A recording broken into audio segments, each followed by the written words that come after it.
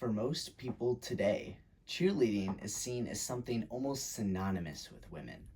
Across college campuses, on football fields, on basketball courts, women are often the most visible part of cheerleading. Flying through the air, leading routines, and shaping the energy of the game, it feels natural. It feels like it has always been that way. But at the University of Michigan and every other university across the US, that assumption completely falls apart. Because for much of their history, cheerleading was male dominated. It was intentionally designed to exclude women. And this wasn't accidental, this wasn't informal, it was built upon into the identity of the activity itself. And when women finally did appear on the sidelines, they were not treated as cheerleaders in the same sense at all. They were separated, they were limited, and in many ways, they were resisted. However, time has changed the perception of women a lot, just as women have changed cheerleading a lot. A simple sideline activity has been transformed into an incredibly complex sport with several minute-long exhausting routines. And this shift would not have been possible without women. Understanding this history matters because it reveals how gender, power, and perception have shaped one of the most misunderstood activities in college athletics. Today, we will answer the question, how did women earn their place on the football sidelines at the University of Michigan, and how did their presence reshape the role of collegiate cheerleading? Now, you may be wondering, why does this random dude at the University of Michigan care so much about women and cheerleading? Well, it's because I'm a cheerleader with a lot of questions on how this sport came to be. In high school, I was a golfer, I was a swimmer, I was a runner. These are very different sports than cheer. It felt really alien at first, honestly, to what my idea of what a sport should be. It's a lot about like synchronization, timing. You gotta have a lot of trust with your team. It's a real big team sport. And it's a lot about performing in front of a crowd. It's incredibly difficult, much more so than the more traditional sports I've used to play. Yet, it is not treated as a sport by so many people. And I understand why this is the case, because there's no simple reason why. Cheer has a complex history, especially here at U of M, and today we'll uncover it. To understand how women entered cheerleading, you first have to understand what they were entering into. Because before the 1970s, cheerleading in Michigan wasn't its own team. It was a specialized, highly physically demanding, and deeply traditional activity, and it was entirely male. And specifically, according to articles archived at the Bentley Historical Library, the squad was made up entirely of athletes from other sports, many of them from swimming, diving, and gymnastics. And these were not casual performers standing on the sidelines. They were trained athletes expected to execute difficult, high-risk stunts. Some of the skills include multiple back handsprings in a row, standing back tucks on the hard ground, oftentimes a lot of them in a row. And the worst of it was flips off mini trampolines and coordinated group stunts involving more pyramids and flips. One of the most striking traditions illustrates just how athletic this was. One article stated that after every game, the squad would perform backflips equal to the number of points Michigan scored. So in a game where Michigan defeated Navy 70-14, that meant approximately 410 total tucks. That number is almost hard to process. It just blows my mind. But it shows something important. Cheer wasn't really about the team or like supporting the team. It was kind of its own athletic spectacle. And because it was defined this way, it also kind of defined who could participate. Traditionally women were not a part of this system, not because they weren't at the games, and not because they weren't interested in cheerleading itself, but because the structure and the tradition itself excluded them. The tradition explicitly stated women should not be incorporated and wouldn't be able to do what the men could. I started here as a freshman in 1972. Okay. And Yeah, there were no women on the football field at that time. There was a male tumbling, or a male cheerleading squad that was mostly swimmers, divers, and gymnasts. Yeah. Was cheer like a high school sport back then, or It wasn't a sport at all. It was just a Okay. sideline activity. Okay. That's all it was at Michigan, too. There were no Yeah. national championships. There was no Okay. camp. This dialogue really highlights something crucial. Cheerleading itself wasn't even considered a formal sport at the time. Not in high school or in college. It was just a sideline activity. In the big house, traditionally reserved for men, but women were able to be cheerleaders in high schools. But again, it was a different thing, like what Pam said, a sideline activity. The first major shift occurred in 1974. This was a critical year because for the first time, women were allowed onto the football field. My freshman and sophomore year was on basketball. I cheered for basketball. Women were not allowed on the football field. Anyway, the fall of '74. Okay. Yes, that was my junior year. Started my junior year. The athletic director, his name was Don Canham, decided that they were going to let women be on the field because women had just within the last year or so been allowed in the marching band. Okay. So, yes, they used to be called the Marching Men of Michigan. Oh. So, anyways, but they didn't let us cheer with the men. We were called pom-pom girls. And Okay. so there were 10 men on the male football team, or football cheerleading team, and then there were 10 women that were pom-pom girls. At first glance, this might seem like progress, and it was, but the way it was implemented really tells a different story. According to Coach Pam, instead of integrating women into the existing cheerleading squad, the university created 2 separate groups, 10 male cheerleaders and 10 female pom-pom girls. This distinction wasn't just about numbers, it was about roles.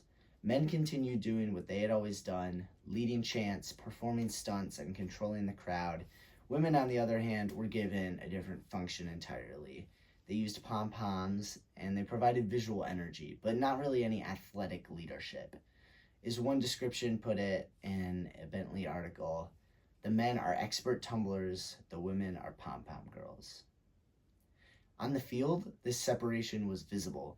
Men and women stood on opposite sides. They didn't perform together. They weren't even participating in the same version of cheerleading. This phase is important because it sets the stage for everything that follows. Women had entered the space, but they had not yet changed it. Well, we got booed and spit on the first couple of Really? days that we cheered, yeah. Oh my goodness. Yeah. That's ridiculous. It was a big deal. Yeah. But like I say, as with most changes here, it was tolerated very quickly and then expected in not too distant a time from that point. Okay. The resistance was brutal at first, but people were quick to move on, at least from the explicit hostility. It's hard to say whether people's internal sentiments really changed a lot. So anyway, I started coaching. I graduated in 76. 76, 77, I got married, and my husband was in dental school, and then one day I got a call, and the lady who had been like our advisor, she wasn't really a coach, we kind of just messed around, to be honest with you. She asked me if I would be interested in coaching or advising the pom-pom girls, and of course I said yes, because I was in Ann Arbor anyway. And so I took over the pom-pom girls, and I had the co-ed basketball team, cheer team also. And anyway, so that kind of went on for a while. I can't remember exactly the year, but I just decided that we were going to have a co-ed team, and then that would go do football and basketball, because we weren't allowed to be where the males were in front of the student body. Okay. And so anyway, we did that for a couple of years, and eventually they just blended the two. So just to clarify, at this point, basketball was co-ed already, But for football, it was the pom-pom squad and the cheerleaders, who were still all male and from other sports. But then Coach Pam and her pom-pom squad became co-ed. And it just didn't make sense for the university to have these two separate teams. So the pom-pom squad was finally officially merged into the cheerleading squad, and there was a true co-ed squad that cheered football and basketball. So now we know how women got their place on the field, but how did women evolve the sport itself? Around this time, we also saw the end of the mini tramps and crazy stunts the cheerleaders of old used to perform due to safety concerns. So what did stunts look like for this new co-ed team? We climbed up to shoulder stands. You'd walk in chairs. Walk-in chair. Uh-huh. That's funky. It was unusual. To do an extension, you'd walk up to a shoulder stand and you'd put one foot in the hand and the other foot in the hand, and you'd like shake like crazy, and then you go 1, 2, and you go up to extension, and then they have to bring it down to shoulders and then pop you off. Okay. Because it was just too scary to pop from the top. Yeah. Wow, that's a completely different world. It is a completely different world, but it was the evolution of the sport pretty much. Okay. Yeah. Just like Pam said, this is the evolution of the sport. I would say the largest component of modern cheerleading is the partner stunting, and this was the birth of it in the early 1980s. And then it just became more and more and more gymnastics, I guess, related. Okay. You know. Was it a lot of like dance back then and like no motions dance or okay. The other crucial component of modern cheerleading, the tumbling, seems to have its origins around this time as well, with more women gymnasts joining. But how did college cheer leagues like NCA and UCA form, where cheer teams come up with routines and compete against each other? First camp I took Michigan to was in 78, 79, 1980s. And I think that's kind of where it started to ramp up. Okay. Because then you get everybody get together. And like with most things with cheer, you get everybody together and they start, well, what if we did this? And, yeah. Yeah. Let's try that, Yeah.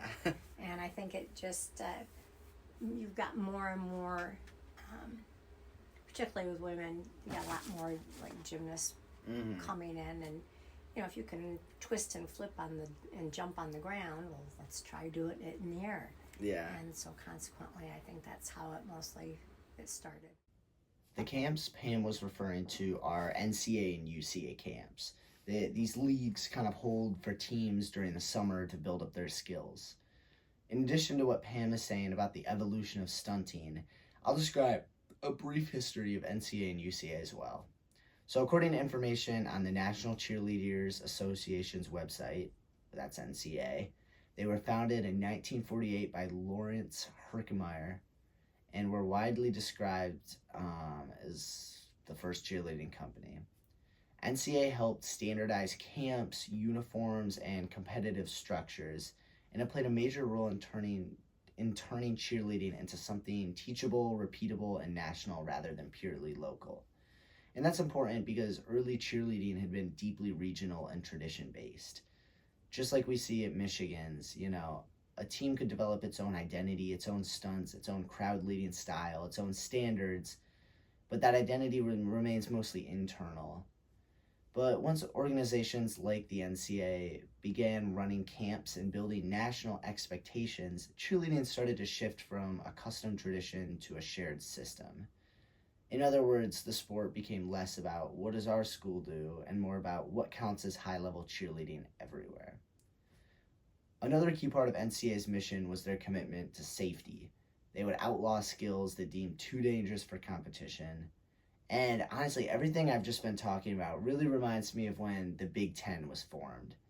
This conference was made to standardize rules, partly about safety, partly about setting standards for athletes.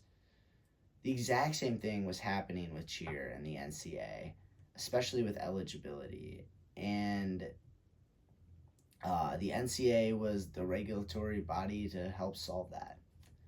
Then in 1974, UCA, a different league that a lot of schools compete in, was founded by Jeff Webb.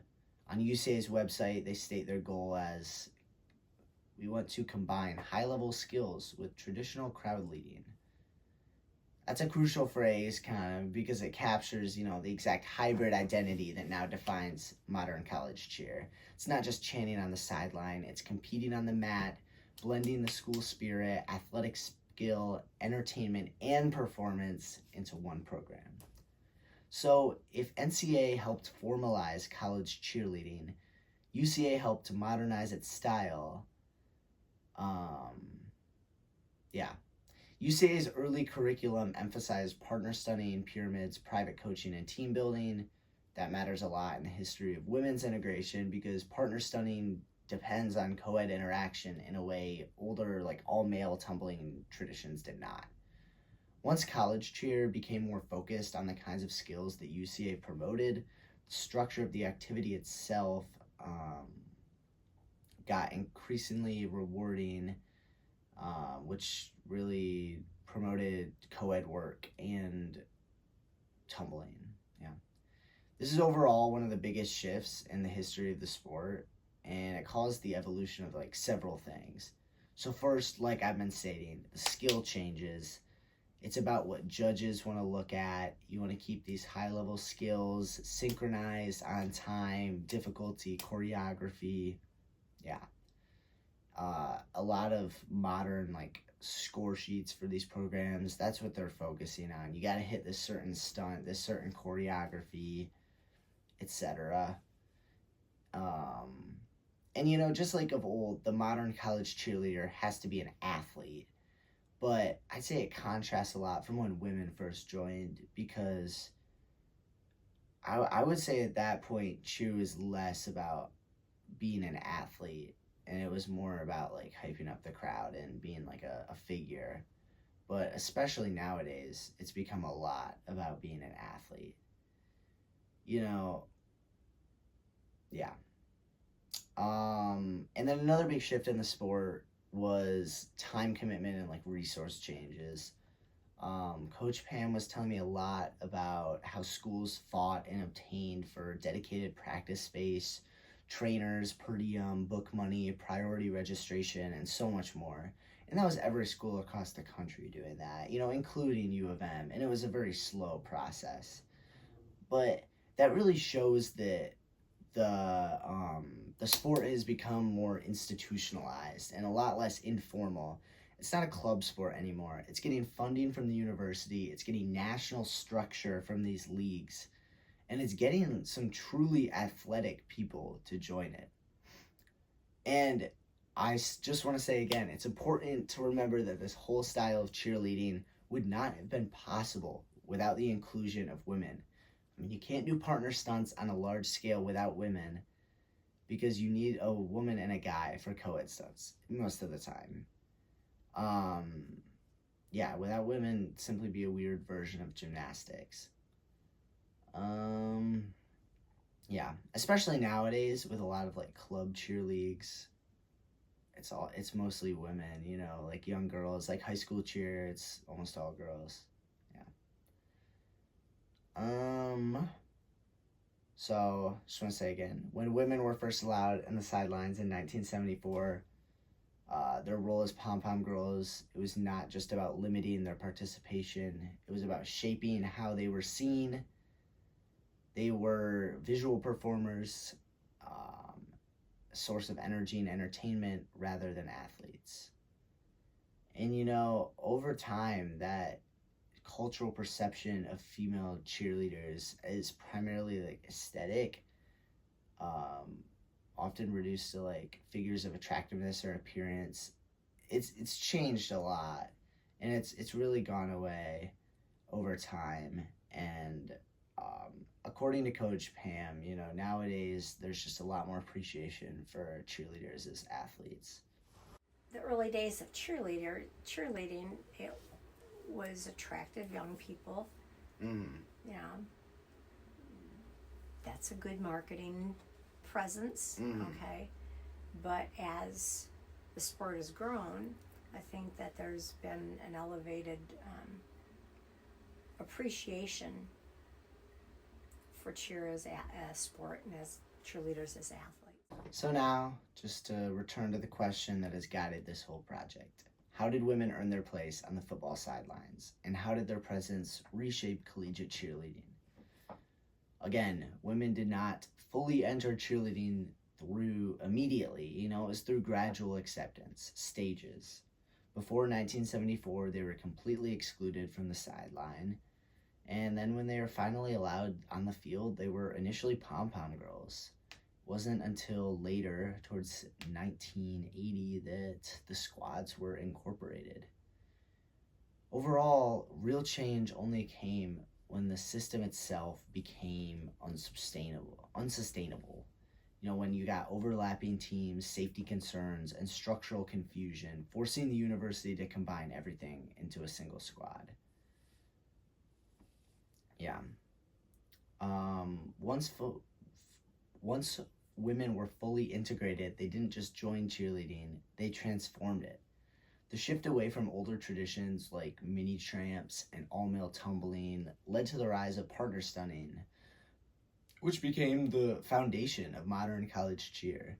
And at the same time, those organizations like NCA and UCA were really helping to standardize the activity, turning it from just a sideline tradition, like Pam said, into a national system with structured routines, judging criteria, and year-round training. Cheerleading also became a lot more institutionalized, with teams gaining practice spaces, trainers, financial support, and further pushing it toward recognition as a serious athletic program. Finally, women reshaped how cheerleaders are perceived. What began as a role focused on appearance and entertainment evolved into one where female athletes are central to the most difficult and technical parts of the routine. That is especially true at U of M right now. The entire team is female recruits. The guys are all walk-ons. So in the end, women didn't just join cheerleading, they redefined what it was. They transformed it from male-dominated sideline activity into a co-educational, highly structured, and performance-driven sport. And that transformation helps explain why cheerleading today is still often misunderstood, caught between its history, its athletic reality, and how it continues to be perceived.